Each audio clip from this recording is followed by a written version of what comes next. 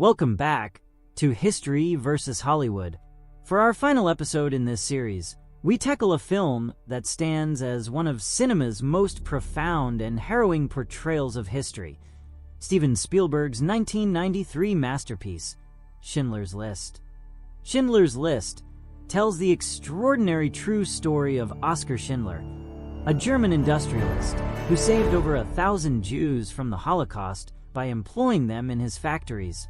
The film, shot largely in black and white, captured the horrors of the Holocaust with an unflinching gaze, earning widespread critical acclaim, numerous awards, and a permanent place in the cultural consciousness.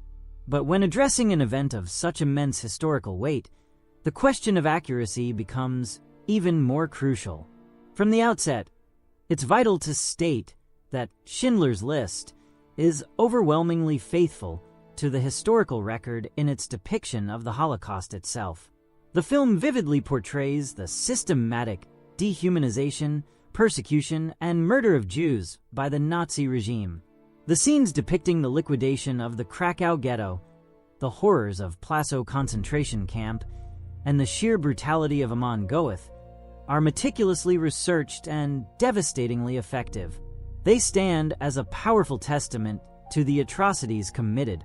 Steven Spielberg and his team went to extraordinary lengths to ensure historical authenticity in the broader context of the Holocaust. Survivors were consulted, historical documents were studied, and the film was shot on location, including outside the gates of Auschwitz-Birkenau. This commitment to accuracy in representing the scale and horror of the genocide is arguably the film's most significant achievement. However, when we shift our focus to the specifics of Oskar Schindler and the individuals around him, Hollywood's narrative inevitably comes into play. While Oskar Schindler was indeed a complex figure who saved lives, his portrayal in the film, like any character adapted for screen, involves a degree of simplification and dramatic license.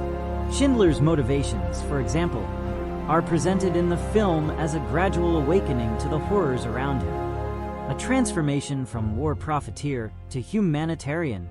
While this arc makes for a compelling story, historical accounts suggest that Schindler's shift might have been more ambiguous or driven by a mix of factors, some less altruistic, at different points in time. The film compresses and clarifies what was likely a more drawn-out and complicated moral evolution. The character of Itzhak Stern, Schindler's Jewish accountant, also serves a particular narrative function. He is the moral conscience, the intellectual counterpoint to Schindler's initial pragmatism. While a real Itzhak Stern existed and was crucial to Schindler's operations, the film amalgamates elements from several of Schindler's Jewish employees into this single, highly symbolic character. This is a common cinematic technique to streamline complex historical relationships for an audience. Even smaller details, such as the famous girl in the red coat, while visually iconic and emotionally resonant, are elements that contribute to the film's artistic interpretation.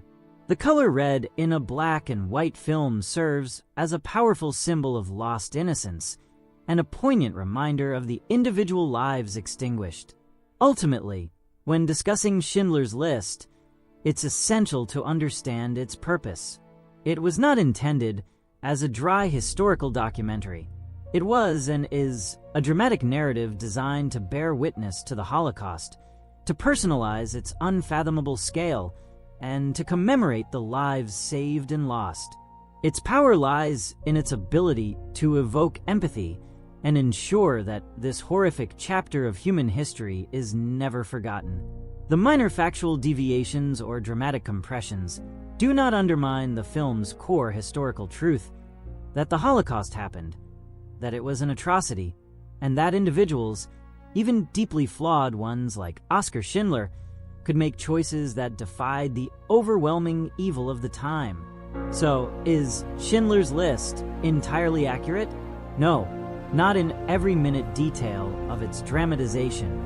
But is it a profoundly powerful and largely truthful portrayal of the Holocaust's essence and its human impact? Absolutely. It stands as a vital cinematic record, urging us to remember, to learn, and to ensure such horrors never recur. And that brings us to the end of our History versus Hollywood. Thank you for joining me on this journey as we've explored the fascinating, sometimes fraught, relationship between historical fact and cinematic fiction.